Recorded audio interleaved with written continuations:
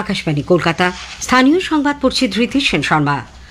রাজ্যে বেসরকারি স্কুলগুলির লাগাম ছাড়া বেতন নেওয়ার প্রবণতা রুখতে কড়া আইন প্রণয়নের কথা ভাবছে সরকার। বিধানসভায় আজ প্রশ্নোত্তর পর্বে শিক্ষামন্ত্রী ব্রাত্য বসু জানান, বেসরকারি স্কুলের ফি কাঠামোর ওপর নিয়ন্ত্রণ জারি করতে ইতিমধ্যেই একটি শিক্ষা কমিশনের চিন্তা ভাবনা করা হচ্ছে।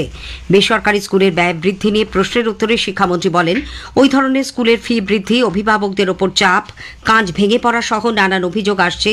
সংশ্লিষ্ট কমিশন সমস্ত অভিযোগ খতিয়ে দেখে তার নিষ্পত্তি করবে। পাশাপাশি স্কুলগুলি যাতে অতিরিক্ত মুনাফা করার লক্ষ্যে ব্যবসা চালাতে না পারে সেই সংক্রান্ত একটি বিলও সরকার আনতে চলেছে। রাজ্য বিধানসভায় আজ বিরোধী বিজেপির পক্ষ থেকে একটি মুলতবি প্রস্তাব আনার আর্জি খারিজ হয়ে যাওয়ায় ওই দল সভা থেকে ওয়াকআউট করে। ওই প্রস্তাবে বিজেপি অভিযোগ করে, মুর্শিদাবাদ, তমলুক সহ বেশ কয়েকটি জেলায় হিন্দু মন্দিরে বিগ্রহ ভাঙচুর করা হচ্ছে। অধ্যক্ষ বিমান বন্দ্যোপাধ্যায় নিজে নোটিশটি পাঠ করলেও বিজেপি সদস্যদের তা পাঠ করার অনুমতি দেননি। তার বক্তব্য, আইন বিভাগ থেকে এই অভিযোগকে মান্যতা দেওয়া হয়নি। এই কারণেই তিনি প্রস্তাবটি খারিজ করে দিচ্ছেন বলে অধ্যক্ষ সভায় জানান।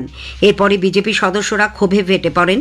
তাদের কাছে থাকা সভার কার্যসূচি সম্বলিত কাগজপত্র ছিঁড়ে বিক্ষোভ দেখাতে থাকেন বিজেপি সদস্যরা।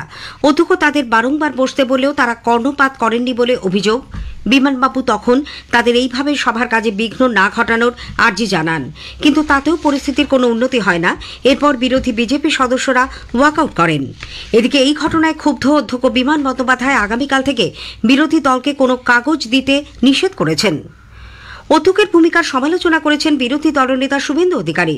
তিনি বলেছেন, ভারতীয় সংবিধানে এটি বিরলতম ঘটনা যে বিরোধী দলের বিধায়কদের বুলেটিন সহ কার্যবিবরণীর কোনো কাগজ দেওয়া হবে না। বিজেপি বিধায়করা প্রতিদিন এক দিস্তা করে কাগজ নিয়ে যাবেন। প্রয়োজনে বিধানসভায় প্রতিবাদ জানিয়ে তারা কাগজ ছিঁড়বেন বলেও শুভেন্দু স্পষ্ট জানিয়েছেন। উল্লেখ্য, রাজ্য বিধানসভার বাজেট অধিবেশনের দ্বিতীয় পর্বে দ্বিতীয় দিনে আজ বিভিন্ন দপ্তরের জন্য আগামী আর্থিক বছরের বাজেট বরাদ্দ নিয়ে আলোচনা চলেছে। আগামীকাল হবে বিদ্যুৎ এবং বৃহস্পতিবার পঞ্চায়েত ও গ্রামোন্নয়ন দপ্তরের বাজেট প্রস্তাবের উপর আলোচনা।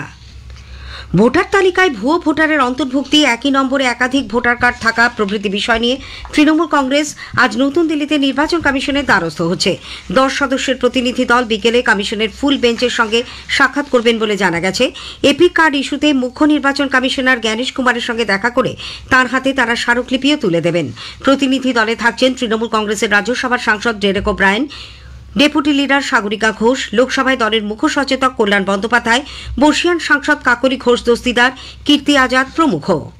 বাঁকুড়ার গড়াইপাড়ায় 172 নম্বর বুথে ভোটার তালিকায় 3 জন ভুয়ো ও 15 জন মৃত ভোটারের নাম থাকায় চাঞ্চল্য ছড়িয়েছে। জানা গেছে, তালিকায় এমন 3 জন ভোটারের নাম রয়েছে যাদের বাস্তবে কোনো অস্তিত্বই নেই। বাঁকুড়া পুরসভার প্রধান অলকা সেন মজুমদার বিষয়টি নিয়ে নির্বাচন কমিশন এবং দলের ঊর্ধ্বতন নেতৃত্বকে অবহিত করবেন বলে জানিয়েছেন। সরকার কলাইয়ের ডালের নিঃশুল্ক আমদানির মেয়াদ আগামী বছর 31শে মার্চ পর্যন্ত আরও 1 বছরের জন্য বাড়িয়ে দিয়েছে। বৈদেশিক বাণিজ্য দপ্তরের মহানির্দেশালয় এর আগে এক বিজ্ঞপ্তিতে এই বছর মার্চ মাস পর্যন্ত এই মেয়াদ বৃদ্ধির কথা জানিয়েছিল। নতুন করে আজ এক বিজ্ঞপ্তিতে তা 1 বছরের জন্য বাড়ানো হলো। এই সময়সীমা বৃদ্ধির ফলে দেশীয় বাজারে কলাইয়ের ডালের দাম স্থিতিশীল করা সহজ হবে। মুর্শিদাবাদ জেলায় এবার আলু উৎপাদন বিগত 15 বছরের রেকর্ড ছাড়িয়েছে। অধিক উৎপাদনে প্রতিদিন আলুর দাম নিচে নামায় উদ্বেগ প্রকাশ করেছেন কৃষকরা। আলু চাষি ও ব্যবসায়ীদের দাবি, বিঘে প্রতি যেখানে গড় আলুর ফলন 50 কুইন্টাল, এবছর তা হয়েছে 60 থেকে 70 কুইন্টাল। নদিয়ার কৃষি বিজ্ঞান কেন্দ্র দেশের মধ্যে প্রথম নেট জিরোর স্বীকৃতি পেয়েছে। আমাদের সংবাদদাতার একটি প্রতিবেদন। নদিয়া কৃষি বিজ্ঞান কেন্দ্র দেশের মধ্যে এই প্রথম কার্বন শূন্য নিঃসরণের তকমা পেয়েছে। ব্রিটিশ সংস্থা আইনো কার্বনের তরফ থেকে এই শংসাপত্র দেয়া হয়। বায়ুমণ্ডলে নিঃসরণ করা কার্বন সুস্থিত কৃষি পরিচালনায় ব্যবহারের মধ্য দিয়ে এক দৃষ্টান্ত স্থাপন করেছে নদিয়া কৃষি বিজ্ঞান কেন্দ্র। আজ এক বিশেষ অনুষ্ঠানের মধ্য দিয়ে এই সাফল্যের শংসাপত্র আনুষ্ঠানিকভাবে প্রকাশ করা হয়।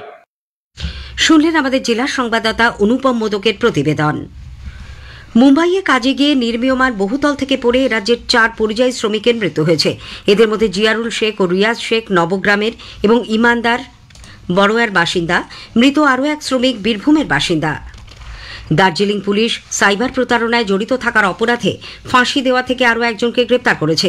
এই অভিযোগে এর আগে ধৃত মোহাম্মদ সাইদুলকে জেরা করে তপন নামে ওই ব্যক্তির হদিশ মেলে। তপন ও সাইদুল দুজনকেই আজ শিলিগুড়ি আদালতে তোলা হবে।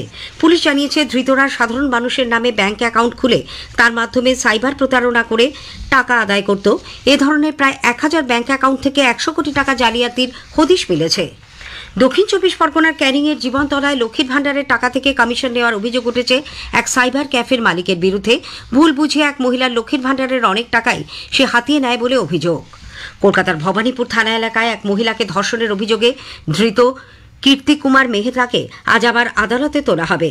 গতকাল তাকে আদালতে তোলা হলে একদিনের পুলিশ হেফাজতে পাঠানো হয়। উল্লেখ্য, ভিন রাজ্যের বাসিন্দা ওই মহিলাকে চাকরি দেওয়ার নাম করে ওই ব্যবসায়ী শরৎ বোস রোডের একটি হোটেলে রেখে মাদক মিশ্রিত পানীয় খাইয়ে ধর্ষণ করেন বলে অভিযোগ। স্থানীয় সংবাদ শেষ হল। পরের খবর 5টা 10-এ।